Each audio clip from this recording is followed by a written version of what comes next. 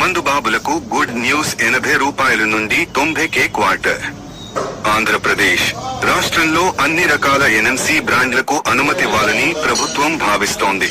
గతంలో తక్కువ ధర కేటగిరీలో క్వార్టర్ 200 రూపాయలు విక్రయించగా దాన్ని 80 రూపాయల నుండి 90 లోపే నిర్ధారించాలని యోచిస్తోంది. కొత్త మద్యం పాలసీపై ఎక్సైజ్ శాఖ కంపెనీలతో చర్చించారు. కొత్త పాలసీ చివర్లో లేదా వచ్చే నెల తొలి వారం నుంచి అమల్లోకి రానుంది. మద్యం ధరలు భారీగా పెరగడంతో యువత గంజాయికి అలవాటైంది అని ప్రభుత్వం భావిస్తోంది.